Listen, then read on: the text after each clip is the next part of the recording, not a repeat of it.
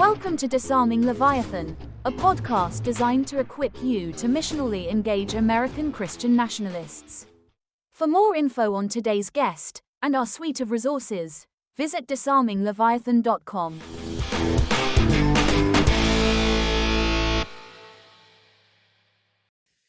Katherine, you've been doing a lot of work, a lot of thinking, a lot of research and writing on some of the elements that we're seeing in full display now, kind of like evangelicalism, Christian nationalism, the conflation of religion and politics in America. You've been watching this phenomenon and studying it for years. We're recording this the end of February 2025. What's your take on what's going on right now? Well, what's happening shouldn't be surprising because they told us what they were going to do, which is smash the administrative state, destroy the sort of institutions of a functioning democracy.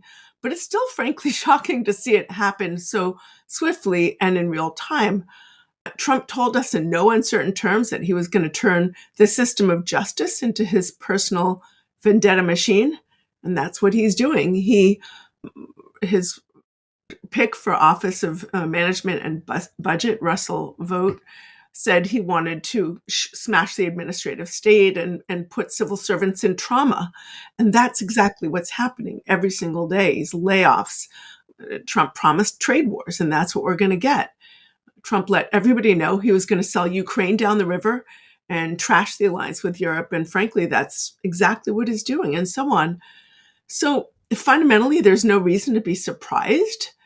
But it's still surprising to see it play out in real time because Trump says so many outrageous things, and a lot of people, to feel more comfortable, they just sort of say, oh, he says all kinds of stuff and he doesn't mean it, which is true a lot of the time.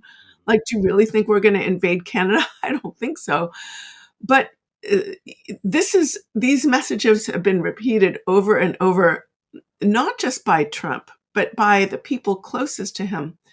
So they've had, 4 years to plan. We know that Project 2025 laid out a lot of these moves in advance. And these extremist moves are really going to entrench corruption and incompetence. I mean, I think, frankly, the two main things we're seeing is a serious downgrading of competence with which basic government functions are going to be handled. I mean, there are plenty of illustrations. Look at Pete Hegseth giving away the barn before he sits at the table. Vance needlessly offending allies, taking sides with dictators or far-right parties in Germany, and the whole Doge fiasco. The firing of people who handle nuclear weapons and predict hurricanes and things like that. And of course, the purge of the FBI and justice officials. So we're seeing a lot of really competent people who keep these government services that we all need being dismissed for no reason other than this sort of, I would say, a very nihilistic ideology that much of this movement adheres to. They've been telling us for a long time that they despise the principles of democracy, the principles and institutions upon which our democracy rests, the principles of religious freedom and true free speech and justice and pluralism and equality.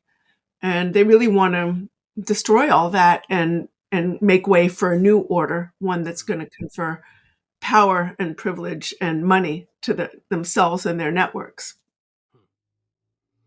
So, if I'm understanding you correctly, we have leadership in the federal government that are smashing up, deconstructing, disassembling big portions of the federal government. Has anything like this happened before, to your knowledge? I mean, if we look at history, we've seen, government sort of shrink and expand in different times and places. But it's something that some of it happened during the Trump administration. I actually write about some of the smashing of the administrative state that they tried to effect in the first Trump administration. In the second section of my book, I have these 3 sections: money, money, because first, money is a huge part of the story, meaning that huge concentrations of wealth have destabilized the political system in interesting ways. Lies, because conscious disinformation is another feature of this movement. And part of that section, which is the middle section of the book, has to do with a movement called the New Right that engages in sort of, I would say, disinformation actively, but it's also kind of the home of this ideology of smashing the administrative state in many regards. And number three, of course, God, because the most important ideological framework for the largest part of this movement is Christian nationalism. Yeah, that's one of the things that's, I think, striking to so many Christians who are not drawn into this movement, not giving themselves over to Christian nationalism or the MAGA movement, whatever it might be. Many of us are struck by how interwoven, and I'll speak as an American evangelical, how interwoven American evangelicalism is with this smash it, tear it all down, consequences be damned posture towards leadership, caring for people. When we talk about some of the programs that are being shut down, many of them are about caring for people, AIDS relief, famine relief. And what's so confusing is much of this is being done in the name of God by evangelicals, and it's being celebrated as something godly. How are you seeing those two things mixed together, this religion, faith, evangelicalism, with this, not only powering over people, but powering over for personal gain, finances, money, with one of the key tools being deception, which most evangelicals I know are like, we shouldn't do that. So how are those two things working together? Yeah, I mean, wow, so much to say, Caleb. I mean, Christian nationalism, I would say, plays a central role in what we're seeing because for the rank and file, it's an important way. And by the way, we know evangelicalism is really diverse, and that many evangelical Christians, if not most, see that faith as having to do with caring for the least of these, taking care of the poor, looking out for the common good and the like. But Christian nationalism, or religious nationalism, I think, is really the exploitation of faith for politics and power. And in this movement, in the anti-democratic movement, it plays a central role because it's a way for the rank and file to legitimize and support, legitimize their support, I should say, for amoral and authoritarian leaders and anti-democratic politics. Now, this political movement sets itself quite clearly against the Constitution and clearly against America's democratic ideals. But the leaders of the movement, they really need to square this with the people who've been brought up to be patriotic and see their faith as important to them, and promoting the ideology of religious nationalism and Christian nationalism really helps them to that end. But we have to keep in mind, too, that Christian nationalism is not the only explanation for what they're doing. When we look at the big picture, I think we can see that in many respects, it's more of a rationalization strategy. I mean, Christian nationalism motivates a lot of the voters or local activists. Many of them identify themselves as Christian nationalists, but may not identify as Christian nationalists. They may see their vote as being in service of some other agenda. Typically, they're told you need to vote on these culture war issues, and people do because they want to sort of see their values reflected in their vote. But unfortunately, the leaders of the movement, the funders, the thinkers, and the sort of, I would say, very political pastors who are leading this movement, or movement leaders, people like Charlie Kirk, who they dangle these culture war issues in front of people to get them to sort of focus on that so they don't look at the bigger agenda. So when these rank and file say, listen, a lady casts her vote to end abortion because, she believes abortion is the greatest moral issue of our time, and she's been told, you've got to vote your biblical values, so she votes on that issue. She might not think of herself as a Christian nationalist, and she certainly wouldn't endorse an authoritarian form of governance per se, but but she's lending with her vote her support to a Christian nationalist agenda. So we have power brokers who are gaining money, allegiance, authority, influence, and they're trying to move the federal government or the country in a certain direction. And what I understand you to be saying is one of the tools that they have at their disposal is for what I would call God talk. They use like Christian language or Christian rhetoric or religious lingo. And then they key off of a handful of curated, religiously motivated convictions. Say, if you vote for me, if you give me your money, if you give me your power, if you come to my rally, I will fix this one or two curated problems. And bundled with that is all the other stuff I want to do, like give me more money, give me more power. Policies. Listen, this is a movement that calls itself pro-family, and yet it's driving support for politicians whose policies are actually impoverishing American families and making it harder for them to succeed. Mm-hmm. So the trick, it seems like, is if we do enough God talk, then they're ours. Exactly. And it's not just God talk. I think that there's a set of mindsets or a mindset with, I would say, 4 elements to it that get the rank and file on board. And if I may, I'd like to describe them. Yes, the please. first element, of course, is identity politics, right? The right is always accusing the left of playing identity politics. But a core message of the Christian nationalist movement is that there's an us and a them, right? Those who are properly American and belong to the right religion, and often implicit in that is the right cultural heritage, and those who are not.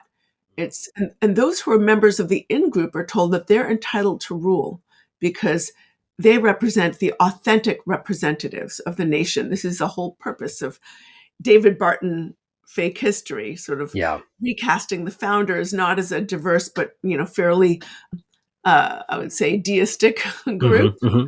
Deism, which would have been seen as was heresy at the time. They weren't Bible thumpers, but he's got to reframe the history, and that's the way that the rank and file, they say, oh, see, we conform to this history, so we are the true Americans.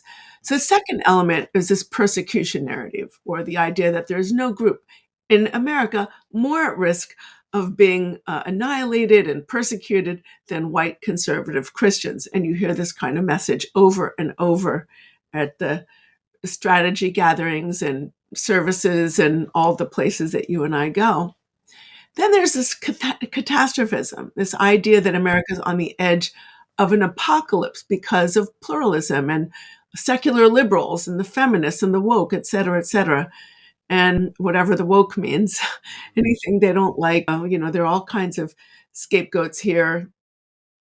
And they say dramatic measures are necessary to save true Americans from an ugly fate. And finally, movement leaders say we need a leader who's going to break the rules. We don't want a nice guy. We want the tough guy because the rules are already broken. We need someone who fights for us. And it really clears the way for the idea that, of an acceptance of an authoritarian leader who's going to seize power and basically scrap the rule of law in favor of the iron fist. Yeah, we see those elements woven together so strategically. The email blasts that come out, the YouTube clips. You've been to some of the rallies and events with Turning Point, Flashpoint. Help us understand how this is working on the people who are receiving this messaging. Well, I can talk a little bit about Reawaken America. Yeah. What that is, and I'm sure your audience does too. It's a pro-MAGA traveling conspiracy fest. They set up shop in mega churches around the country. They draw thousands of participants, each one, and it was organized by many of Trump's most trusted allies, people like Mike Flynn, and Roger Stone shows up, and usually one of the Trump sons shows up to speak. So it's almost like a MAGA rally without Donald Trump having to be there. And it's a surreal experience, Caleb. When you go to these events, you are hit with every single conspiracy imaginable. The great replacement idea, the COVID, vaccine is trying to kill ordinary Americans, good, red-blooded Americans, and who are going to be replaced with others or aliens or people from other countries or the like. You hear that the World Health Organization has 666 emblazoned in its front doors, and they are going to control every cent of the money you make, that they want to microchip you. I mean, you hear all kinds of crazy conspiracies. You also hear over and over repeated that Donald Trump legitimately won the 2020 election. The election was stolen from him. Every single lawsuit against him, and oh my gosh, I mean, I don't know how many there have been. There have been hundreds over his lifetime. I mean, bankruptcies, failing to pay people, inspiring an insurrection, an attempted coup against the U.S. government, and political violence. It just two dozen, I think it is, allegations of sexual assault, some of which he's actually have been adjudicated in favor of the plaintiffs. So, or at least one has. So they hear all of that is a lie. Donald Trump is our savior. The movement is, often casting, and this is going to lead me to another thing, so I want to return to this. They often cast the idea of spiritual battle as taking place in real time in our politics, and they say Donald Trump has his hand has God's hand on his shoulder, and he's our guy. He's fighting the black hats, and he's a white hat, like all this crazy QAnon stuff. So not everybody who voted for Donald Trump is QAnon. Let's be clear. Not everybody who voted for Trump is a racist or a militia member or anything like that. But these kinds of messages serve to really confuse people. And not everybody believes in every conspiracy. But if you get people confused enough, Steve Bannon called it flooding the zone, and then he used the S word. It's a strategy. It's a strategy for how to confuse people and get them to do what you want. And this is what the movement has done. It has confused a very large section of the electorate to vote for a transparently amoral leader who is incredibly corrupt and is engaging in the most un-American project imaginable. These folks, they dress up in red, white, and blue, and they wave the American flag. They think of themselves as the true patriots, but all of their good intentions are being harnessed in service of an agenda that is frankly weakening our country and dividing us as never before. Yeah. And it's being done and celebrated as a Christian thing that's happening in many circles. It's so sad. I mean, here's another thing I want to return to. We're talking about evangelicalism, but it's really important to understand that the movement is very diverse in its religious sort of orientations. I mean, just look at the funders. I'm thinking about people like these people are so rich, Caleb. Like, Google one day just for fun, Betsy DeVos's yachts, just for fun. She's Okay. got a lot of them. I mean, big funders like her, or like the Corkeries, or like Barry Side, or Sean Filer, or Tim Dunn, or the Wilkes brothers. Religiously, they're all over the place. Some of them are evangelical, some are Protestant, some are Catholic, some are Jewish, some are atheist, and seem to believe in nothing more than money. But they're united in sort of wanting these economic policies that are going to privilege them. How do they do it? They get the little people, as they see it, to vote on these culture war issues. So they promote disinformation. They sort of devote money, they pour money into these organizations that raise these culture war issues, some of which have very little relevance to the life of the average American. Like, now these days it's all trans all the time. When you go to right-wing conferences, whatever you may think about that issue, is this a bread and butter issue that is affecting the life of the ordinary American as much as strength of the workforce, the strength of our economy, the cost of living, the cost of housing, the sort of strength of our public education system. These are all areas that are deeply impacted by this movement, but they'd rather have us thinking about something having to do with sexuality, which frankly distracts everybody, but it's a politics of distraction. Yeah, it's this red herring, like look over here at this thing that makes you feel uncomfortable or anxious so that you Right, don't see what we're doing over here, this thing that exactly. is actually going to impact you. It's like a laser pointer cat toy. Think about it. Because imagine the Right. house is on fire, but you got a laser pointer cat toy, and you're playing with your cat, and your cat is jumping around at the red spot, and it doesn't Yeah, see the house fire. that's It's right. a little like that. Yeah, that's a good metaphor. So we're watching these movements like Reawaken America, Turning Point USA, Flashpoint, etc.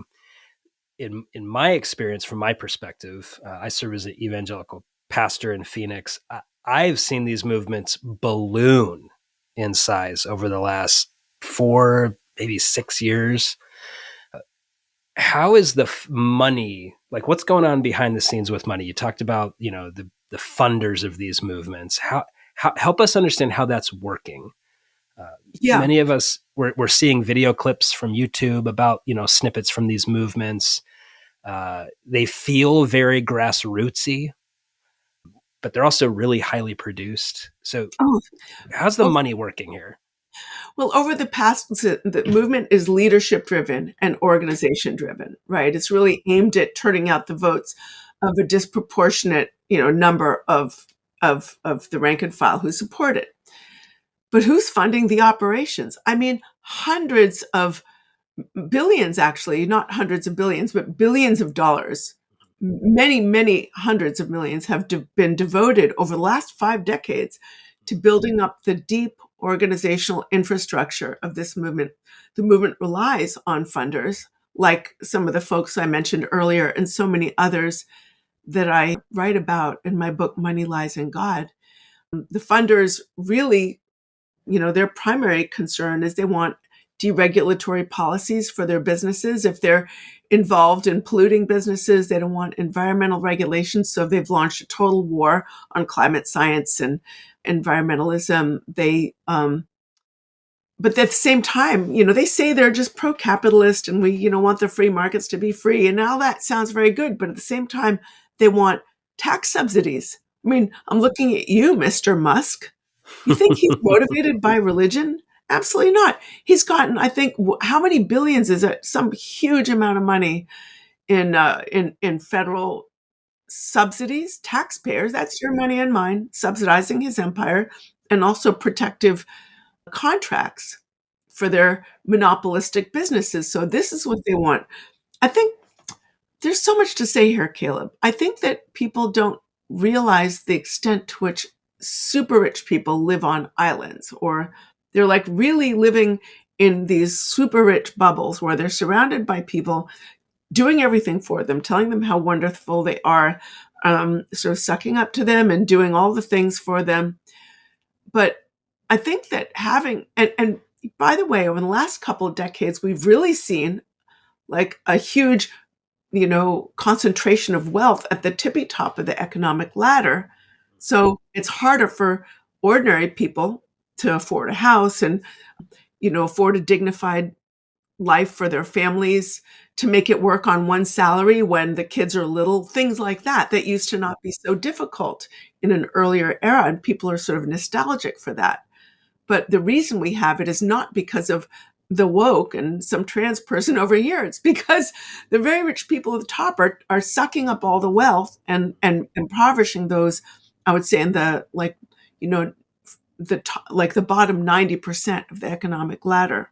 There's a sort of top 10% that's doing okay, and bottom 90%, things are getting a lot harder for them. But oh wait, where was I going with this? Oh yeah, so we're talking about them. So they've invested in this infrastructure of this movement.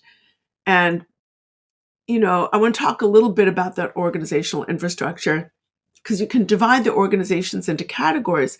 There are right-wing policy groups. I'll just throw out a few names. This is by no means comprehensive, but like, Heritage Foundation, Family Research Council, a focus on the family. We have legal advocacy, a huge legal advocacy sphere, like the Alliance Defending Freedom, the Federalist Society, Pacific Justice Institute, Liberty Council, and so many others. We have really sophisticated data initiatives that can be used to help turn out the rank and file and target people who might be favorable to voting for this agenda, and then to get them to actually, persuade them and turn them out to vote. We've got networking organizations like the Council for National Policy that get different sectors of the leadership on the same page, because again, this is leadership-driven movement. You got to get the leaders talking to one another.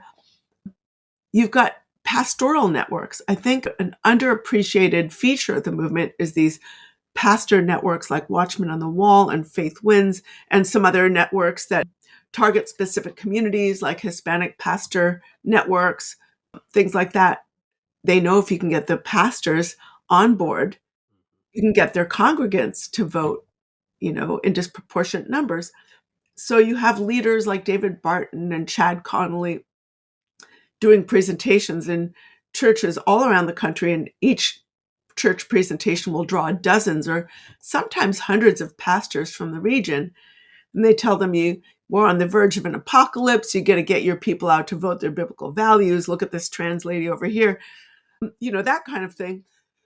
Or abortion, look at this thing. They're killing babies after they're born, which, by the way, doesn't happen. I mean, there are laws against infanticide in every state. So, they get them upset and they give them the tools to turn out their congregations to vote. So, but all of this, and then of course there's a huge messaging sphere. All of this takes money. And the movement has so much of it. I mean, I really get into the amounts in my book. I talk about some of the different funders and their different orientations, some of which are religious. I'm thinking about the Wilkes brothers, who seem actually pretty religious, and then others who really are not religious at all. And then I think a big surprise for a lot of us watching this movement is the sort of collusion of the tech bros. I mean, that really shows that this is not, their agenda is not religious. They just see the religious nationalism in a way as the price of doing business. Like, okay, well, we'll get the economic policies that's going to make us trillionaires. But I guess we got to throw some of this, religion stuff in there, because that's how you get the little people. I mean, people are being so exploited, Caleb. It's really sad. Yeah. So many of us listening to this are gaining a sense of, where the money's coming from, how broad it is, how it's growing. But we're also sitting across from the dinner table with somebody who's succumbing to it or being seduced by it. We all are. What coaching would you give to us? What are maybe some ways that we could engage our loved ones? Maybe they're in our church, they're in our family, they're in our school, in our workplace. What would be some ways into this conversation? Because no one wants to be exploited. Most of the folks who are giving themselves to this movement do not think that they're giving power, money, and energy and allegiance to, the technocrats and the Theo bros and the Right. power mongers. So what's maybe some coaching on how we could have a conversation that might lead to some change? Well, across from the dinner table, this is meaningful for me. Maybe more in Thanksgiving time, not every single day, For without sure. saying too much. But it's funny. I gave a talk last night to the Chicago Theological Seminary, and I heard something that was really useful, which was that it's relationships that can actually change people's minds. Just sort of lecturing people on how wrong they are is unlikely to change people's minds, but building relationships is really critical. If we can acknowledge one another's humanity and stop seeing one another as opponents in this way, but sort of find areas of common interest, then I think that's like a starting point for those kinds of conversations. Does that make sense? I'm sorry, I just talked about it. It's just really embarrassing. Yeah, no, It's really emotional, because I just Katherine, think about my own experiences, and it's hard. It's hard, Caleb. This has actually never happened to me in a podcast. No, I'm so sorry. No, not at all. You are not It's alone. personal. It's personal for a lot of us. Yeah. It's extremely personal for so many of us. And I know that many of those of us listening, the reason we're listening is because it's personal. Yeah. And it would be easier to give up and stop going to the dinners and It's true. stop But trying and just say, you can't give up you on know, people you love, yeah, Look, I know I'm not an expert in this. There are other people who've written amazing books about it. I think about Amanda Tyler from the Baptist Joint Committee who has some, probably better advice than I do. There are people who just study this. I mean, you could probably offer better advice than me, but this is just me speaking from the heart. sure, please, yeah. So even as we're thinking about, loving those in our family and our friendship network and our communities, I think your work is so helpful because it's giving us some places to have conversations that are connecting on shared values. Mhm. How do I'm trying to figure out for me, how do I discern when someone's trying to sell me? How do I discern when I'm being seduced into scapegoating some other group so I can give power? I need that because I live in, I mean, uh, when I go to the grocery store, as I'm going out to check out, there are magazines trying to seduce me. I mean, it's happening all over the place. It's true. I mean, I'm being told that this pill will make my hair grow back. And I'm thinking, I'd really like that to happen. I'm a balding middle-aged man, You but I walk into think a maybe mall, I'm being seduced. they're all trying to seduce me. Trust me. And I'm Uh, like, no. and I need that discernment. And maybe one way we could have a conversation is to say, how do both of us, as family members, as friends, what are the tools we could use to discern if someone's trying to seduce us? How do we know when something sneaky is going on behind in a corporate office that, I'm the product or I'm the target? Right. And That's those, actually, yeah, that's a really great entry point, actually. Who is this benefiting? Who is this really benefiting? In the bigger picture, it's hard to sometimes see the bigger picture. We all just got caught up in the stuff that's right in front of us, but we always need to take a look at the bigger picture. Yeah, for sure. And your work has been so helpful because you've done research and thoughtful analysis and kind of have helped us make sense of, I mean, this behemoth that feels so massive that sometimes I think too, Katherine, feels like disparate parts. And you've showed us it's actually an interwoven ecosystem Yeah, that's working together. yeah. So for those of us that want to learn more, we want to do some more, we want to read your stuff, we want to follow you. Where can people find you and your work? Thank you so much. My work is archived at katherinestewart.me.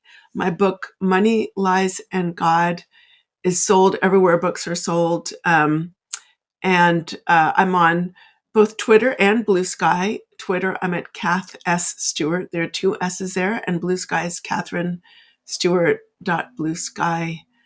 And yeah, I'm just really grateful to you for hosting this conversation and for the really critical work that you do.